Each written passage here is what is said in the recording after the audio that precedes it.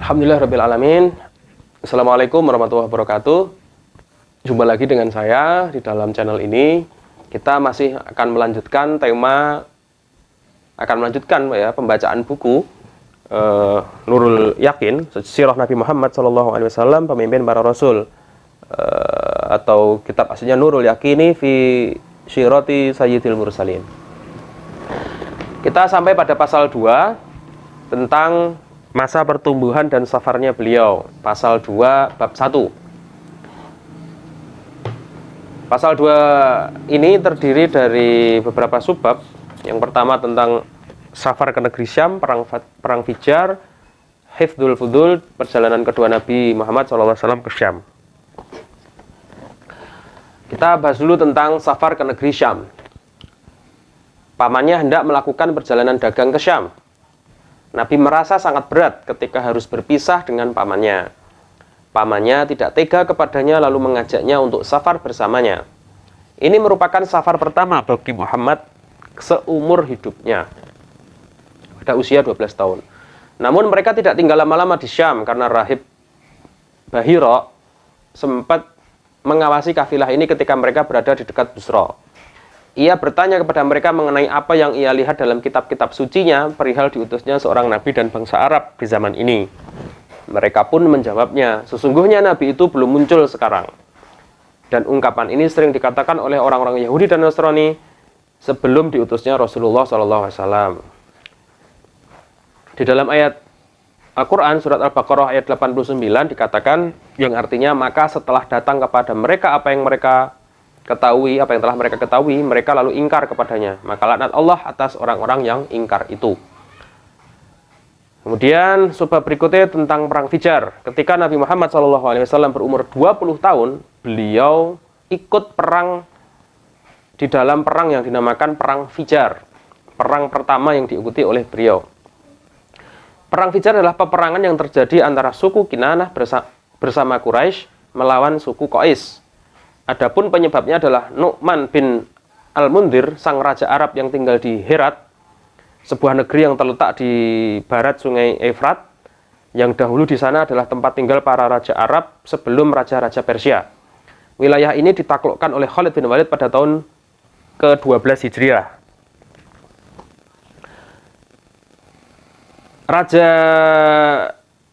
Raja Arab yang tinggal di Herat yang bernama Nu'man bin Al-Mundhir ini memiliki barang-barang dagangan yang setiap tahunnya dikirim ke pasar Ukas.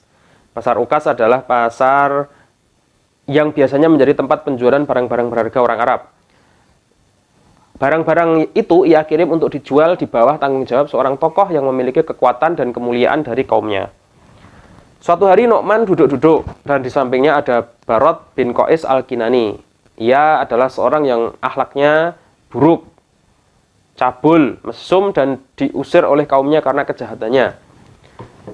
Selain di sampingnya ada Barot, juga ada Urwah bin Utbah Ar-Rahal.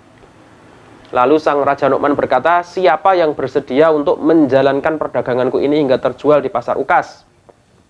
Barot pun menjawab, saya bersedia menjualkannya kepada Bani Kinanah. Kemudian Nu'man berkata, yang saya inginkan adalah mereka yang bersedia menjualkannya untuk semua manusia. Urwah pun menyahut, semoga kemuliaan untukmu, apakah engkau akan mempekerjakan anjing cabul ini?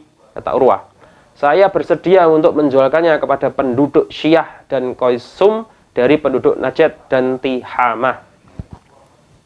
Ya pokoknya daerah di sanalah ini. Najd ini daerah tinggi di daerah Arab. Barot pun berkata, apakah kamu juga akan menjualnya ke Bani Kinanah, wahai Urwah? Urwah menjawab, bahkan untuk semua orang. Maka Barot pun menjadi dengki dan menyimpan dendam atas kejadian itu. Ya, mungkin marah kan, dikatakan sebagai anjing cabul katanya. Kemudian ia menunggu waktu yang tepat untuk menghabisi nyawa Urwah. Hingga ketika Urwah sedang berangkat untuk berdagang, ia disergap dan dibunuh Barot. Lalu Barot mengutus utusan untuk memberikan kabar ini kepada kaumnya Kinanah dan Qais. Kaumnya Urwah pun akhirnya mendengar kabar ini pula. Adapun suku Qais setelah mendengar kabar ini langsung bersiap untuk menuntut balas. Hingga sampailah mereka bertemu Quraisy dan Kinanah di Nakhlah. Nakhlah ini suatu tempat yang terletak antara Makkah dan Taif. Akhirnya kedua pasukan itu pun bertempur. Tatkala pertempuran semakin memanas dan dendam suku Quraisy semakin berkobar, suku Quraisy berlindung diri dengan mengatakan ya bahwa mereka tidak mau menodai bulan-bulan haram dengan berperang. Dan Rasulullah juga bersama mereka. Akhirnya Quraisy berkata kepada lawannya, sesungguhnya kami tidak akan menyia-nyiakan darah Urwah. Kita punya janji pada tahun depan di Ukas, katanya. Akhirnya kedua pasukan itu pulang ke daerah masing-masing dan terus memberi semangat tempur antara satu sama lain. Setelah berlalu 1 tahun, suku Quraisy pun kemudian mengumpulkan bala pasukannya, yang di dalamnya ada Bani Thaqif dan yang lainnya. Quraisy pun mengumpulkan bala pasukannya yang terdiri dari suku Kinanah dan Ahabis, yang merupakan sekutu utama Quraisy. Pemimpin Bani Hashim kala itu ialah Zubair bin Abdul Muthalib. Ikut pula saudara-saudaranya Abu Thalib, Hamzah, Abbas, dan juga keponakannya yang mulia Nabi Muhammad SAW. Sementara itu dari Bani Umayyah dipimpin oleh Harb bin Umayyah. Ini bapaknya Abu Sufyan ya. Ia juga menjadi pemimpin umum dalam koalisi ini karena kemuliaan dan ketokohannya di kalangan Quraisy. Begitulah setiap kabilah dipimpin oleh komandan hingga mereka berupaya untuk menyudahi perang ini karena ternyata perang ini merupakan perang terdahsyat dalam sejarah Arab. Dan di dalamnya terdapat penodaan terhadap keharaman kota Mekah yang disucikan oleh bangsa Arab, maka hari itu disebut Hari Fijar. Hari Fijar artinya hari pertumpahan. Menurut referensi lain disebut Hari Fijar itu maksudnya karena di dalamnya ada penodaan terhadap bulan haram dengan pertumpahan darah. Karena sebenarnya kan perang ini tidak terjadi di Mekah. Dan hampir saja kekalahan menimpa suku Quraisy sehingga banyak kabilah mereka yang kalah. Tapi hal itu terhenti dengan adanya seseorang yang menyerukan perdamaian antara kedua belah pihak yang berperang, yaitu dengan menghitung jumlah korban di kedua belah pihak. Pihak yang mendapati korbannya lebih banyak maka ia boleh mengambil diat atau tebusan. Suku Quraisy memiliki jumlah korban yang lebih banyak sehingga mereka berhak mengambil diatnya dari suku Quraisy. Dalam hal ini Harb bin Umayyah menyetujui perjanjian ini dan menjamin pemenuhannya dengan putranya Abu Sufyan. Demikianlah peperangan ini berakhir.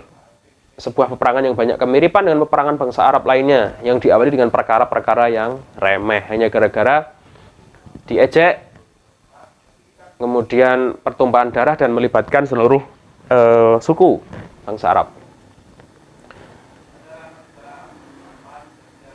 Perkara-perkara ini kemudian sering terjadi sampai Allah menyatukan hati mereka dan menyingkirkan kesesatan-kesesatan ini dengan menyebarnya cahaya Islam di dalam dada-dada mereka di antara mereka.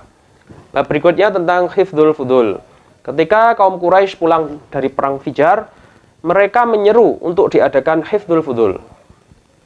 Maka dilakukanlah perjanjian itu di rumah Abdullah bin Jud'an At-Taimi, salah seorang tokoh Quraisy. Adapun pihak-pihak yang mengadakan perjanjian ini antara lain Bani Hashim dan Bani Muthalib bin Abdi Manaf, Bani Asad bin Abdul Uzza, Bani Zuhrah bin Kilab, dan Bani Ta'im bin Murrah. Mereka berjanji untuk tidak membiarkan satu orang pun terzalimi di kota Mekah dan menolongnya, baik itu dari kabilah mereka ataupun bukan dari kabilah mereka, bahkan seluruh manusia sampai hak-haknya terpenuhi. Rasulullah SAW juga turut serta di dalam perjanjian ini bersama paman-pamannya. Beliau bersabda, yakni setelah menerima risalah, aku telah menghadiri sebuah hilf, yaitu perjanjian di kediaman Abdullah bin Jud'an, yang lebih aku sukai ketimbang aku memiliki humrun ni'am, unta merah yang merupakan harta termahal kebangsaan bangsa Arab ketika itu. Bahasa sekarang ya Ferrari gitulah. Andai di masa Islam aku diundang untuk menghadirinya, niscaya aku akan memenuhinya. Beliau berkata dalam Sahih As-Sirah An-Nabawiyah, disahihkan oleh Al-Bani dan Al-Umari. Yang demikian itu karena Nabi Muhammad SAW diutus dengan akhlak mulia, dan Hifdzul Fudul itu termasuk darinya. Sebagaimana agama Islam ini banyak mengakui hal-hal semisalnya. Dan hal ini telah ditunjukkan oleh Nabi dengan sabdanya, aku diutus untuk menyempurnakan kemuliaan akhlak. Innama bu'istu liutamima makarimal akhlak. Banyak orang yang menyerukan perjanjian ini dan mereka bersikap adil. Itu tentang Hifdzul Fudul sedikit. Kemudian tentang perjalanan kedua Nabi Muhammad SAW ke Syam. Ketika itu usia beliau sudah mencapai 25 tahun. Beliau melakukan safar keduanya ke Syam. Hal itu karena Khadijah binti Khuwailid al-Asyadiyah, seorang saudagar kaya yang memiliki kedudukan mulia dan harta, mengupah para pemuda untuk memperdagangkan hartanya. Ketika ia mendengar sifat amanah dan kejujuran Nabi Muhammad, yang tidak ia dapati pada orang selainnya pada masa itu, sampai kaumnya pun menjulukinya Al-Amin atau orang yang dipercaya, maka Khadijah mengupah beliau untuk menjualkan barang dagangannya ke Syam dan memberinya upah yang lebih baik dari upah yang ia berikan kepada selain beliau. Lalu beliau berangkat safar ditemani oleh pembantu Khadijah bernama Maisarah. Keduanya pun berdagang dan mendapatkan keuntungan yang besar.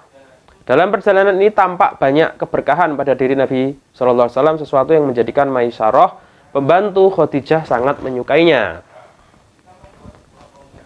Jadi baru sampai situ dulu guys. Jadi untuk berikutnya, cerita selanjutnya tentang beliau dengan Ibunda Khadijah itu akan kita lanjutkan pada pertemuan berikutnya, pasal ketiga, bab 1, kitab atau buku Nurul Yakin, yang berjudul Pernikahan dan Kehidupan Beliau SAW sebelum bi'tsah. Ya, semoga kita bisa bertemu di pertemuan berikutnya. Dari saya, Khairul Kalam. Wassalamualaikum warahmatullahi wabarakatuh.